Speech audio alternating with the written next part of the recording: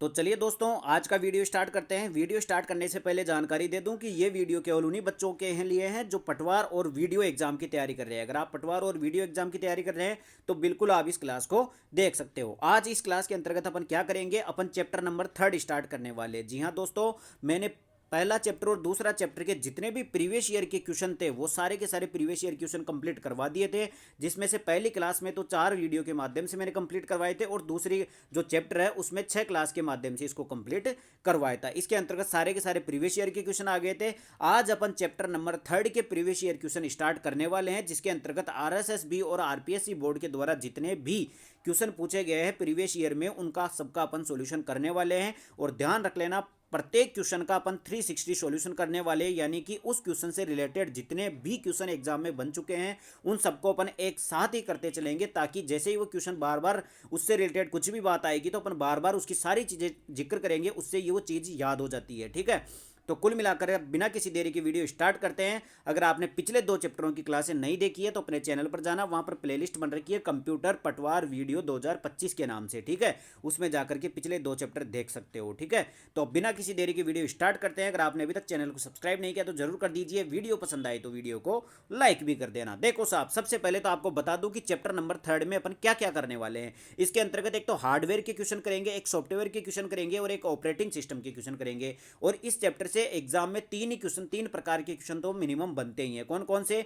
एक तो आपको पूछेगा कि कौन सी डिवाइस हार्डवेयर है, कौन सी डिवाइस सॉफ्टवेयर है। ठीक है, इसके बाद में दूसरा क्वेश्चन पूछेगा कि आपके जो ये सॉफ्टवेयर होते हैं ना, ये 2 प्रकार के होते हैं। एक तो एप्लीकेशन सॉफ्टवेयर होते हैं और एक सिस्टम सॉफ्टवेयर होते हैं। तो आपको पूछेगा कि कौन सा एप्लीकेशन है, सॉफ्टवेयर है और कौन सा सिस्टम सॉफ्टवेयर है। दूसरा क्वेश्चन ये बनेगा। और तीसरा क्वेश्चन बनेगा आपके ऑपरेटिंग सिस्टम के कार्य के बारे में, जैसे कि वो मतलब सिंगल यूजर है या मल्टी यूजर है या फिर वो मल्टी प्रोग्रामिंग है, मल्टी प्रोसेसिंग है, किस प्रकार का ऑपरेटिंग सिस्टम का उदाहरण है, उससे रिलेटेड क्वेश्चन बनेगा। तो कुल मिलाकर के समझ में आ गया, 3 प्रकार के क्वेश्चन आते हैं एग्जाम में। एक तो आता है हार्डवेयर या सॉफ्टवेयर की पहचान करना, भाई कौन सा हार्डवेयर है कौन सा सॉफ्टवेयर है। एक आएगा भाई कौन सा एप्लीकेशन सॉफ्टवेयर है और कौन सा सिस्टम सॉफ्टवेयर है। और एक आएगा कि ऑपरेटिंग सिस्टम किस प्रकार का है। ठीक है, उसका प्रकार पूछेगा। तो अब बिना किसी देरी की वीडियो स्टार्ट करते हैं। देखो साहब, आज अपन क्वेश्चन नंबर 1 पढ़ते हैं और आज के साथ में इस चैप्टर की शुरुआत होती है। देखो साहब, जितने भी क्वेश्चन है वो सारे के सारे प्रीवियस ईयर के क्वेश्चन है। पहला क्वेश्चन देखो साहब, किसी कार्य को पूरा करने के लिए चरणबद्ध यानी कि स्टेप बाय स्टेप प्रक्रम के समुच्चय को कहते हैं। बताओ साहब क्या कहते हैं।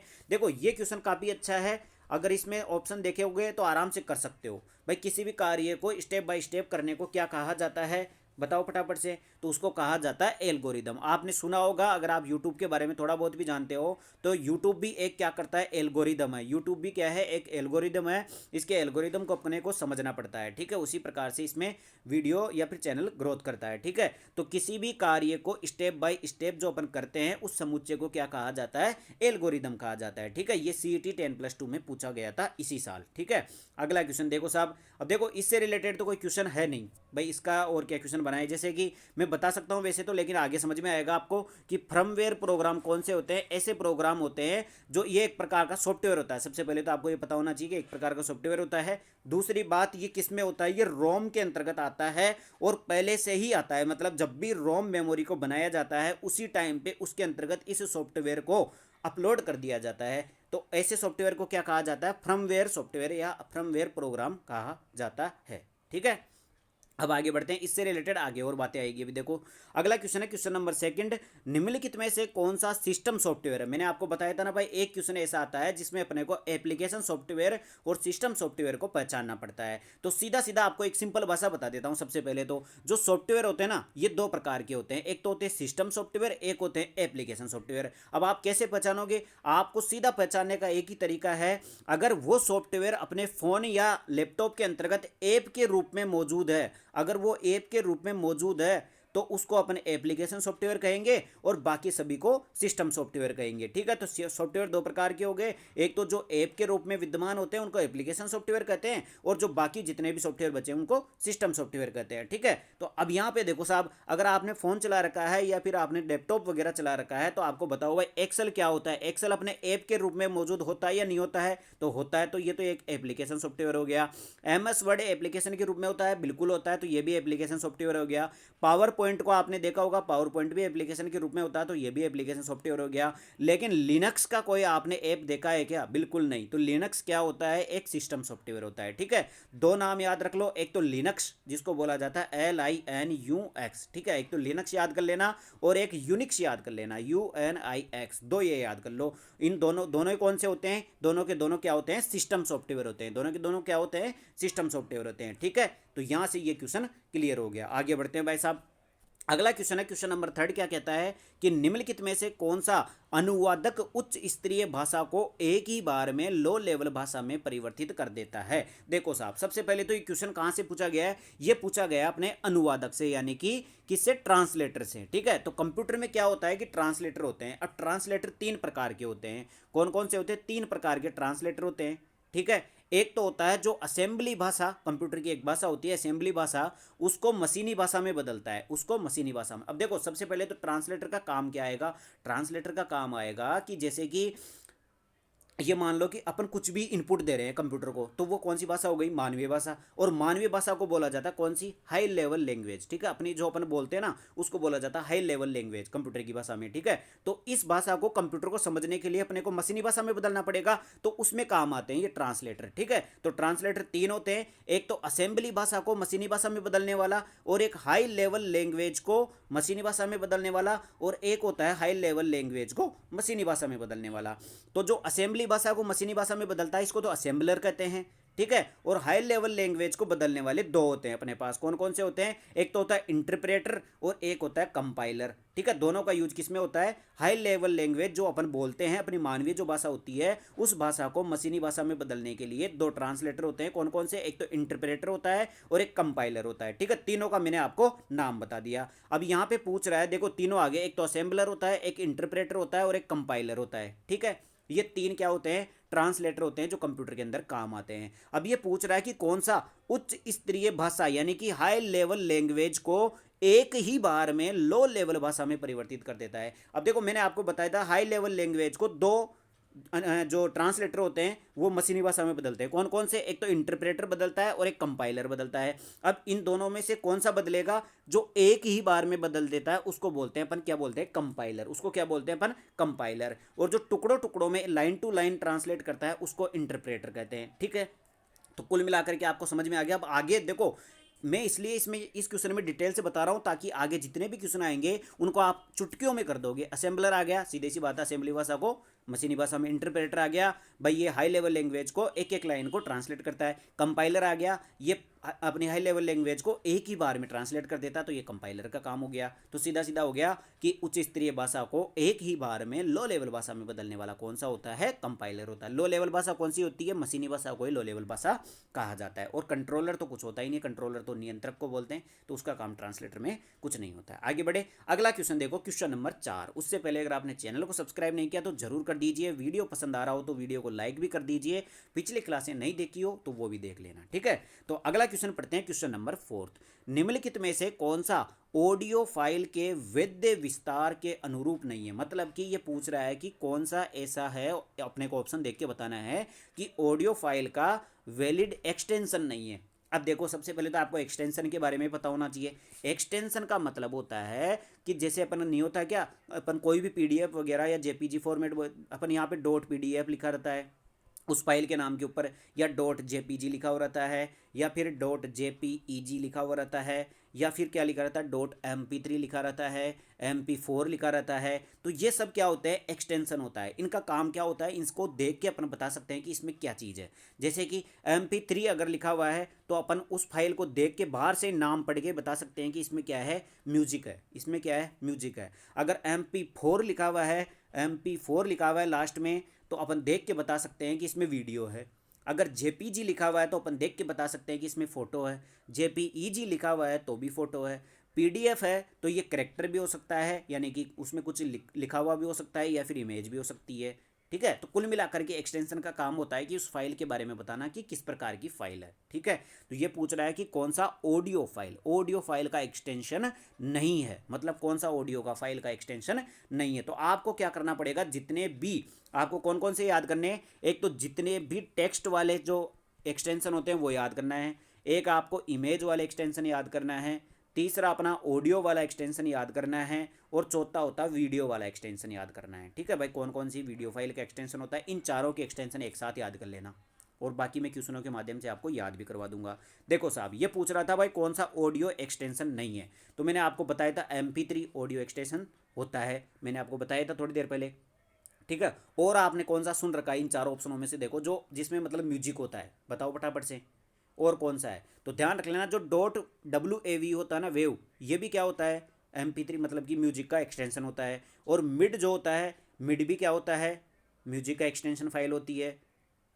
ठीक है, और रार क्या होता है, रार नहीं होता। ध्यान रख लेना, रार किस में काम आता है, देखो रार आता है अपन कंप्रेस नहीं करते कि फाइलों को, जैसे कि अपन जिप फाइल बनाते हैं, ठीक है, जिप फाइल बनाते हैं या .rar बनाते हैं, ये क्या होती है, कंप्रेस्ड फाइलें होती है। कंप्रेस्ड जो फाइलें होती है, यानी कि जैसे कि कोई 1 GB की फाइल थी, उसको अपन ने 10 MB की फाइल में कंप्रेस्ड कर दिया, तो वो क्या होती है, कंप्रेस्ड फाइलें होती हैं। और कंप्रेस्ड फाइलों की पहचान होती है .zip, .rar या .z, ऐसे होते हैं, जिसमें भी जेड दिख जाए ना, वो कौन सी होती है, कंप्रेस्ड फाइलें होती हैं। ठीक है, तो कुल मिलाकर के यहाँ पे जो .r है ना, RAR, ये क्या है, एक कंप्रेस्ड फाइल का प्रकार है, और बाकी तीनों किस प्रकार की है, ऑडियो फाइल है। ठीक है, आगे बढ़ते हैं, अगला क्वेश्चन, क्वेश्चन नंबर 5 कौन सा हो गया, उपयोगकर्ता द्वारा कंप्यूटर पर निष्पादित किए जाने वाले विशिष्ट कार्यों में प्रयोग किए जाने वाले सॉफ्टवेयर का नाम क्या है।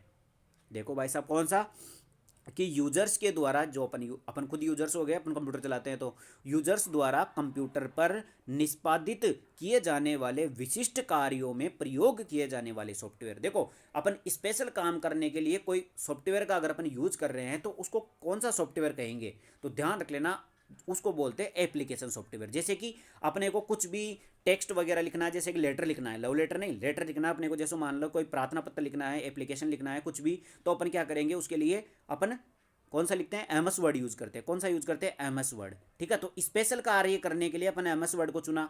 अगर अपने को कोई मतलब प्रेजेंटेशन फाइल बनानी होती, PPT बनानी होती, तो अपन पावर पॉइंट को चुनते। अपन को कोई वर्कशीट बनानी पड़ती, तो अपन एक्सेल को चुनते। तो अपन क्या कर रहे हैं, विशिष्ट कार्यों के लिए अपन जिस सॉफ्टवेयर का उपयोग करते हैं, उसको बोलते हैं एप्लीकेशन सॉफ्टवेयर। ठीक है, तो जो ऐप के रूप में विद्यमान होते हैं, वो एप्लीकेशन सॉफ्टवेयर होते हैं, और इनका उपयोग होता है विशिष्ट कार्य करने के लिए। जैसे कि ऐप का मतलब फिक्स हो गया यार, प्ले स्टोर आप जानते हो, प्ले स्टोर का काम क्या होता है, ऐप वगैरह डाउनलोड करने का काम। व्हाट्सअप क्या होता है, व्हाट्सअप चैटिंग करने का काम करेगा। तो ये क्या होते हैं, विशिष्ट कार्य करते हैं। ठीक है, अगला देखो साहब, अगला हो गया क्वेश्चन नंबर 6। उससे पहले अगर आपने चैनल को सब्सक्राइब नहीं किया तो जरूर कर दीजिए। ठीक है, निम्नलिखित में से कौन सी भाषा प्रक्रियात्मक नहीं है, बताओ भाई साहब। अब देखो, ये सब क्या है, कंप्यूटर की भाषाएं। कभी कभी क्वेश्चन ऐसे पूछ लेता है, बताओ फोर्ट्रॉन क्या है। फोर्ट्रॉन क्या है, तो आपको बताना पड़ेगा कि कंप्यूटर की भाषा होती है। अब इनमें से कौन सी प्रक्रियात्मक नहीं है, कौन सी भाषा प्रक्रियात्मक नहीं है, तो ध्यान रख लेना, इनमें से जो प्रोलोग भाषा है, ये प्रक्रियात्मक नहीं है, मतलब कि ये ऐसे नॉर्मल यूज नहीं आती है। ठीक है, तो कौन सी प्रक्रियात्मक भाषा नहीं है, प्रोलोग नहीं है। कौन सी नहीं है, प्रोलोग नहीं है। ठीक है, अब आप मुझे ये बताओ, मैंने आपको फर्स्ट चैप्टर जब पढ़ा रहा था, तो उसके अंतर्गत कंप्यूटर की 5 पीढ़ियाँ अपन ने पढ़ी थी। उन 5 पीढ़ियों में आया था कि पहली पीढ़ी में इस भाषा का खोज हो गई थी, दूसरी में इसकी हो गई थी, तीसरी में इसकी हो गई थी, चौथी में इसकी हो गई थी, पाँचवीं में इसकी हो गई थी। तो मैंने आपको बताया था कि फोर्ट्रॉन और कोबोल जो भाषा थी, इन दोनों भाषाओं का उपयोग कौन सी पीढ़ी में किया गया था। फटाफट से कमेंट करके बताओ कि फोर्ट्रॉन और कोबोल जो भाषा है, इन दोनों भाषाओं का प्रयोग कंप्यूटर की कौन सी पीढ़ी में किया गया था। जो बता देगा, मान जाऊंगा कि आपने क्लास दिल से ली है। ठीक है, आगे बढ़ते हैं भाई साहब, अगला क्वेश्चन है क्वेश्चन नंबर 7। क्या कहता है कि निम्नलिखित में से कौन सा एक एप्लीकेशन सॉफ्टवेयर, मैंने आपको बताया था भाई, सिस्टम सॉफ्टवेयर एप्लीकेशन सॉफ्टवेयर को पहचानने के लिए बोलेगा, कौन सा एप्लीकेशन सॉफ्टवेयर है, मतलब कि कौन सा ऐप के रूप में विद्यमान होता है। बताओ भाई, आपने कौन सा ऐप देख रखा है इनमें से, सेंटोस देख रखा है, फायरफॉक्स दे रखा है, या मैक दे रखा है, या लिनक्स दे रखा है। तो आप सबको पता है कि जब आप लैपटॉप चलाते हो, तो उसमें फायरफॉक्स आता है। फायरफॉक्स क्या आता है, एक ऐप आता है, ऐप के रूप में विद्यमान होता है। और होता क्या है, कुछ नहीं होता, ये अपने क्रोम की तरह क्या होता है, एक ब्राउजर होता है। जो क्रोम, गूगल क्रोम होता है ना, उसी प्रकार का एक ब्राउजर होता है, कौन, फायरफॉक्स, जो किस में काम करता है, अपने टैबलेट वगैरह या लैपटॉप वगैरह में काम करता है। तो ये ऐप के रूप में विद्यमान होता है, इस कारण से ये क्या होता है, एक एप्लीकेशन सॉफ्टवेयर होता है। ठीक है, इसके अलावा जितने भी बच गए ना, जैसे लिनक्स है, लिनक्स मैंने आपको बताया था, लिनक्स और यूनिक्स दोनों सिस्टम सॉफ्टवेयर होते हैं। मैक भी एक सिस्टम सॉफ्टवेयर होता है, जो कि एप्पल कंपनी का जो सॉफ्टवेयर है ना, सिस्टम सॉफ्टवेयर, उसको मैक बोलते हैं। इसके अलावा सेंटोज है, ये भी एक सिस्टम सॉफ्टवेयर है। ठीक है, आगे बढ़ते हैं भाई साहब, अगला क्वेश्चन है क्वेश्चन नंबर 8वां।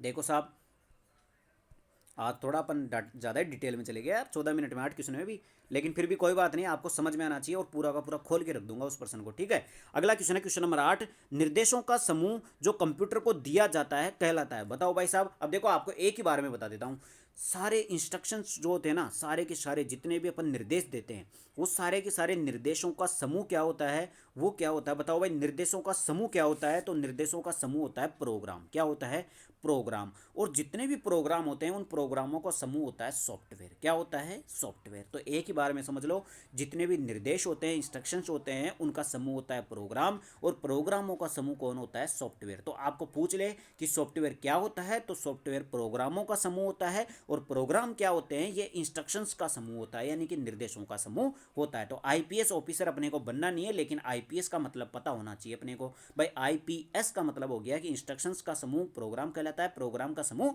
सॉफ्टवेयर कहलाता है, ठीक है। तो यहां पे पूछ रहा है कि निर्देशों का समूह को क्या कहा जाता है, तो उसको प्रोग्राम कहा जाता है, ठीक है। इसके अलावा ऑप्शन आपको एएलयू दिखाई दे रहा है, मैंने आपको खूब चिल्ला चिल्ला करके पहले चैप्टर में याद करवा दिया था। ये एक सीपीयू का भाग होता है जिसकी फुल फॉर्म होती है अर्थमेटिक लॉजिक यूनिट। इसका काम होता है गणितीय और जो लॉजिक गणनाएं होती है उनका करने का। और सीयू क्या होती है, ये भी सीपीयू का एक भाग होता है जिसका फुल फॉर्म होती है कंट्रोल यूनिट, और इसका काम होता है नियंत्रण करने का काम। स्टोरेज आप सभी जानते हो, स्टोरेज का मतलब होता है कि सूचनाओं का संग्रहण करना, ठीक है। अगला क्वेश्चन है क्वेश्चन नंबर 9, निम्न में से कौन सा कार्य यानी फंक्शन फाइल को आकार को कम करके भंडार जगह को संरक्षित करता है। मैंने आपको बताया था थोड़ी देर पहले ही भाई, एक होती है कंप्रेशन फाइल है। कंप्रेशन फाइलों का काम होता है जैसे 1 GB की फाइल है, अब मान लो कि मेरे को डाटा का बैकअप करना है या फिर मेरे को स्टोर करके रखना है, तो यार ऐसे तो फिर मेरे को बहुत बड़ी मेमोरी लानी पड़ेगी। ऐसे 1 GB 2 GB, ऐसे एक ही फाइल अगर एक GB की होगी तो कितनी बड़ी मेमोरी लानी पड़ेगी। मतलब ये मान लो 200 GB 300 GB की मेरे को मेमोरी लानी पड़ेगी। तो मैं क्या करूँगा, इस 1 GB की फाइल को कंप्रेस्ड करके इसको 10 MB की बदल दूंगा। तो अपन अगर उसकी स्टोरेज को, मतलब स्टोरेज को बचत करने के लिए, उसका भंडारण कम करने के लिए अपन क्या करते हैं, उसका कंप्रेस करते हैं। तो ऐसी फाइलों को क्या कहते हैं, उसको कहते हैं फाइल कंप्रेशन। क्या कहा जाता है उसको, फाइल कंप्रेशन। तो कुल मिलाकर के फाइलों को आकार को कम करके भंडारण जगह यानी कि स्टोरेज स्पेस को संरक्षित करता है, उसको बोलते हैं फाइल कंप्रेशन। क्या बोलते हैं, फाइल कंप्रेशन। आगे बढ़े, अगला क्वेश्चन देखो, क्वेश्चन नंबर 10 क्या कहता है। एक प्रोग्राम का नाम है जो डिवाइस और ऑपरेटिंग सिस्टम के बीच इंटरफेस के रूप में कार्य करता है। मतलब एक ऐसा, इन चारों ऑप्शनों में से ऐसा कौन सा प्रोग्राम है जो मतलब डिवाइस और ऑपरेटिंग सिस्टम के बीच में इंटरफेस का काम करता है, डिवाइस और ऑपरेटिंग सिस्टम के बीच में इंटरफेस का काम करता है। बताओ भाई साहब कौन सा है, तो ध्यान रख लेना, वो होता है डिवाइस ड्राइवर। क्या होता है, डिवाइस ड्राइवर, डीडी। क्या होता है, डिवाइस ड्राइवर होता है। इसका काम होता है प्रोग्राम और उस डिवाइस के बीच में, डिवाइस के ऑपरेटिंग सिस्टम के बीच में इंटरफेस का काम। सीधी भाषा में, सिंपल भाषा में आपको समझाता हूँ। देखो जैसे ये अपना क्या हो गया, डिवाइस हो गई, ये अपना क्या हो गया, डिवाइस हो गई, अपना ये पीसी हो गया। अब अपन क्या करना चाहते हैं, अपन करना चाहते हैं कि जैसे कोई नॉर्मल, मान लो मैं ऐसी सिंपल भाषा में समझा रहा हूँ कि कोई ऐसी डिवाइस लेके आए जिसको अपने को इससे कनेक्ट करना है, ठीक है, इससे कनेक्ट करना है। तो इन दोनों के बीच में फिर इनको कनेक्ट करने का जो काम करेगा ना, उसका काम रहेगा डिवाइस ड्राइवर। कौन सा रहेगा, डिवाइस ड्राइवर। जैसे कि मैं आपको सिंपल भाषा में बताऊं, जैसे इंस्टाग्राम है, इंस्टाग्राम से अगर आपको कोई वीडियो डाउनलोड करना है तो आप क्या करते हो, उसके लिए एक नया एप्लीकेशन डाउनलोड करते हो, नया ऐप डाउनलोड करते हो। उसके माध्यम से आप उस लिंक को कॉपी करके फिर वहाँ से आप डाउनलोड करते हो। तो वो वहाँ पर जो ऐप काम कर रहा है ना, वो डिवाइस ड्राइवर का काम कर रहा है। मतलब कि इसको और इसके बीच में संबंध स्थापित करने का काम कौन करता है, डिवाइस ड्राइवर करता है। और आपको पूछ ले कि डिवाइस ड्राइवर क्या होता है, तो ये एक प्रकार का सॉफ्टवेयर होता है। और कौन सा सॉफ्टवेयर होता है, दोनों में से सिस्टम सॉफ्टवेयर होता है या एप्लीकेशन सॉफ्टवेयर होता है, तो ये ध्यान रख लेना, ये एक सिस्टम सॉफ्टवेयर होता है। कौन सा होता है, सिस्टम सॉफ्टवेयर होता है। आगे बढ़े, अगला देखते हैं। रैम के बारे में आप जानते हो, बाकी अगले जो अपना शायद चैप्टर 5वां चैप्टर है उसमें मेमोरी के बारे में आएगा, उसमें अपन डिटेल से समझेंगे। एप्लीकेशन सॉफ्टवेयर आपको पता ही चल गया भाई, ये विशिष्ट कार्यों को करने के लिए लाया जाता है और इसका काम मतलब इसको ऐप के रूप में विद्यमान होता है, अपन देख के बता सकते हैं, ठीक है। अगला क्वेश्चन देखो, क्वेश्चन नंबर 11 क्या कहता है। निम्नलिखित में से कौन सा हार्डवेयर नहीं है। मैंने आपको पहला ही क्वेश्चन बताया था कि ऐसे पूछेगा कि कौन सा हार्डवेयर है, कौन सा सॉफ्टवेयर है, तो ये पूछ रहा कौन सा हार्डवेयर नहीं है। तो पहले देखो आपको सिंपल भाषा में हार्डवेयर सॉफ्टवेयर में अंतर तो बता दूं। देखो एक तो होता है हार्डवेयर, एक होता है सॉफ्टवेयर। अब ये होते क्या है, कुछ नहीं होते, जितने भी कंप्यूटर में कुछ भी काम आ रहा है ना, जैसे कोई उपकरण है या कुछ प्रोग्रामों का समूह है, कुछ भी काम आ रहा है कंप्यूटर से रिलेटेड, उसके जितने भी पार्ट्स हैं उनको दो भागों में बांटा जाता है, एक तो हार्डवेयर में और एक सॉफ्टवेयर में। किसमें, हार्डवेयर में और सॉफ्टवेयर में।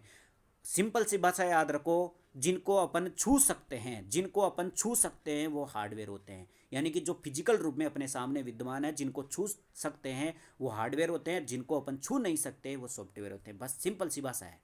ठीक है, तो अब बताओ हार्डवेयर कौन सा नहीं है? हार्डवेयर कौन सा नहीं होगा जिसको अपन छू नहीं सकते? प्रिंटर को छू सकते हैं आराम से, प्रिंटर के तो थपेड़ा देके अपन क्या कर देते हैं, वो अटक जाता, चला देते हैं। स्कैनर को भी छू सकते हैं आराम से, स्कैनर को उठा के तो अपन उसके अंदर रख के फिर उसको ढक के फिर वो स्कैन करता है।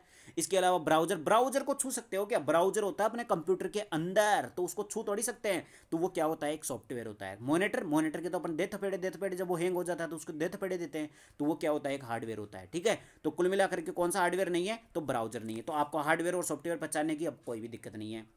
आगे बढ़ते हैं भाई साहब, अगला क्वेश्चन है क्वेश्चन नंबर 12। प्रचालन तंत्र के क्या कार्य हैं? प्रचालन तंत्र का कार्य क्या होता है? तो मेमोरी को नियंत्रित करना, परिकलन को नियंत्रित करना। परिकलन किसको बोलते हैं? कंप्यूटर को। ध्यान रख लेना, परिकलन किसको बोलते हैं? अभिकलत्र और परिकलन और संगणक, तीनों नाम कंप्यूटर के होते हैं। ठीक है, प्रक्रिया समय को नियंत्रित करता है, फाइल फोल्डर की रचना करने और समाप्त करने को नियंत्रित करता है। अब बताओ भाई साहब, कौन सा काम होता है प्रचालन तंत्र का? प्रचालन तंत्र का काम कौन सा है, बताओ भाई। तो प्रचालन तंत्र का काम होता है, देखो, मेमोरी को नियंत्रित करने का काम होता है, बिल्कुल होता है। ठीक है, इसके अलावा परिकलन को नियंत्रित करता है, बिल्कुल नहीं, कंप्यूटर को नियंत्रित नहीं करता ये। प्रक्रिया समय को नियंत्रित करता है, बिल्कुल साहब। इसके अलावा फाइल फोल्डर की रचना करने और समाप्त करने को नियंत्रित करता है, बिल्कुल साहब। यानी कि कंप्यूटर से रिलेटेड जितने भी काम होते हैं ना, उनको नियंत्रित करने का काम होता है प्रचालन तंत्र का। लेकिन कंप्यूटर को नियंत्रित नहीं करता, उसके कामों को नियंत्रित करता है कौन? प्रचालन तंत्र। ठीक है, ये जूनियर अकाउंटेंट में पूछा हुआ क्वेश्चन है इसी साल। अगला क्वेश्चन देखते हैं, क्वेश्चन नंबर 13। उससे पहले अगर आपने चैनल को सब्सक्राइब नहीं किया तो जरूर कर दीजिए। वीडियो पसंद आ रहा हो तो वीडियो को लाइक करें। कमेंट में कुछ भी कर सकते हो, अगर आपको कुछ भी दिक्कत आ रहा हो या फिर कुछ आपको डाउट लग रहा हो तो आप पूछ सकते हो। ठीक है, तो अब 13वां क्वेश्चन है, सी भाषा का विकास किसने किया था? भाई साहब, पहले तो अपन इसका ऑपरेशन करते हैं। सी भाषा कौन सी? यानी सी भाषा तो जानते हो ना आप, सी लैंग्वेज कंप्यूटर की एक भाषा होती है। ठीक है, सी लैंग्वेज, फिर आई थी इसके बाद में सी प्लस, इसके बाद में आई थी सी प्लस प्लस। तो सी लैंग्वेज का आविष्कार कौन सी पीढ़ी में हुआ था? फटाफट से बताओ। सी लैंग्वेज का आविष्कार हुआ था कंप्यूटर की तीसरी पीढ़ी में। किसमें हुआ था? कंप्यूटर की तीसरी पीढ़ी। और तीसरी पीढ़ी का काल कौन सा था? वो था अपना 1400 आगे। पहली तो 1442 से 55, दूसरी थी 1455 से 65, अगली कौन सी थी? 65 से 75। ठीक है, तो तीसरी पीढ़ी 65 से 75 हो जाएगी। इसमें सी लैंग्वेज की खोज हुई थी। और ये पूछ रहा है कि सी लैंग्वेज जो कंप्यूटर की भाषा है, इसको खोजा किसने था? तो आपको पता होना चाहिए, डेनिस रिची ने। किसने खोजा था? डेनिस रिची ने सी भाषा का आविष्कार किया था। काफ़ी ज़्यादा इंपॉर्टेंट क्वेश्चन है, इसको याद कर लेना ढंग से। ठीक है, अगला क्वेश्चन देखो, क्वेश्चन नंबर 14। भाई साहब, बड़ी सारी लैंग्वेज दे रखी है, देखो साहब। सोहम ने G20 विषय पर एक वर्ड डॉक्यूमेंट बनाया। उसने शब्द चित्र सारणी, जिसमें G20 के दौरान अलग अलग देशों में आए मेहमानों के नाम शामिल थे। उसका मित्र उसे कंप्यूटर की एक शब्दावली के बारे में बताता है जो आमतौर पर प्रिंटर द्वारा इस्तेमाल किया जाता है, जो WYSIWYG है। इस शब्द का पूर्ण रूप क्या है? कुल मिलाकर के आपको कुछ भी याद नहीं रखना है, आपको इस शब्द की फुल फॉर्म याद रखनी है। इस शब्द की फुल फॉर्म याद रखनी है। काफ़ी अच्छा क्वेश्चन है। ये मान लो कि ये क्वेश्चन अगर बिना पढ़े किसी के आ जाएगा, पढ़े हुए के भी गलत हो जाएगा, सीधी सी बात है। इसकी फुल फॉर्म बहुत कठिन होती है। ठीक है, तो इसको ढंग से याद कर लेना। इसकी फुल फॉर्म हो जाएगी, what you see is what you get. मतलब वाट यू सी मतलब आप क्या देखते हो, इज वाट यू गेट और आप क्या प्राप्त करते हो। तो what you see is what you get. ठीक है, तो कुल मिलाकर के आपको याद रखना है कि WW का मतलब क्या है? वाट है, सीधी सी सिंपल सी बात बता दूं। ठीक है, और वाई का मतलब क्या है? यू है, ये भी आपको पता चल गया। तो सीधा सीधा देखो, 4 अक्षर तो खत्म हो गए अपने। W का मतलब वाट है और वाई का मतलब यू है। ठीक है, इसके अलावा एस का मतलब सी हो गया और जी का मतलब गेट हो गया। भाई आप क्या देखते हो और क्या प्राप्त करते हो। और आई का मतलब इज हो गया, खत्म। ऐसे सिंपल भाषा में याद कर लिया करो। तो एक बार आपको देखो यहाँ पे बता देता हूँ, वाइट पेज पे ये रहा। देखो क्या था अपना W का मतलब क्या था? वाट। क्या था? वाट। और कौन था? वाई का मतलब क्या था? यू। वाई का मतलब क्या था? यू। और इसके अलावा एक था क्या? एस का मतलब सी, आप क्या देखते हो। और एक क्या था सी के अलावा? एक था जी का मतलब गेट, आप क्या प्राप्त करते हो। आई का मतलब क्या था? इज। आई का मतलब इज। तो अब आपको पता चल गया होगा भाई क्या फुल फॉर्म हो गई, what you see is what you get. ठीक है, तो ढंग से बताया हूँ, इसलिए बताया हूँ ताकि ये इंपॉर्टेंट क्वेश्चन है। अगला क्वेश्चन है क्वेश्चन नंबर 15। GUI का पूरा नाम क्या है? काफ़ी क्लासों में मैं बता चुका हूँ, ग्राफिकल यूजर इंटरफेस। कौन सा होता है? Graphical user interface. दो शब्द होते हैं, एक तो CUI होता है और एक GUI होता है। ये दोनों ही क्या होते हैं? यूजर इंटरफेस होते हैं, यूजर इंटरफेस होते हैं।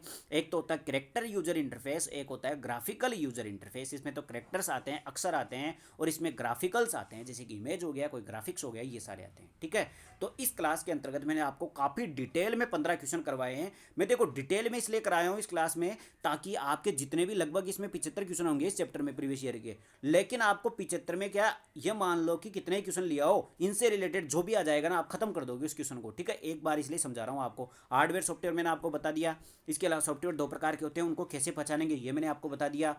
मतलब आपको ये मान लो कि प्रीवियस ईयर की क्वेश्चन कराऊंगा ना, उसमें आपकी थ्योरी तो वैसे ही कंप्लीट हो जाएगी।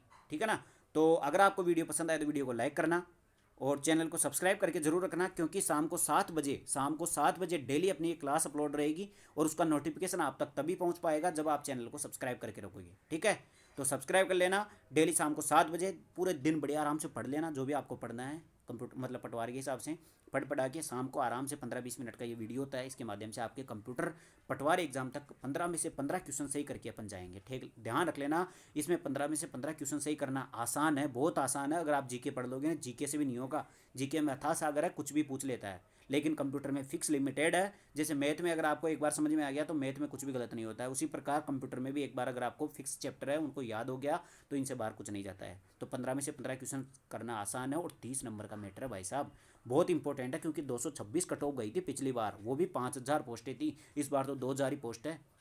पोस्ट बढ़ने का कोई अता पता नहीं है, क्या पता बढ़ेगी नहीं बढ़ेगी, अपन तो 2000 पोस्टों के हिसाब से पढ़ेंगे। ठीक है, तो बढ़िया ध्यान लगा के पढ़ा करो आराम से, और कोई दिक्कत हो तो कमेंट कर सकते हो। बाकी वीडियो पसंद आए तो वीडियो को लाइक कर दो, चैनल को सब्सक्राइब कर दो। मिलते हैं कल शाम को 7 बजे अगली क्लास में। धन्यवाद।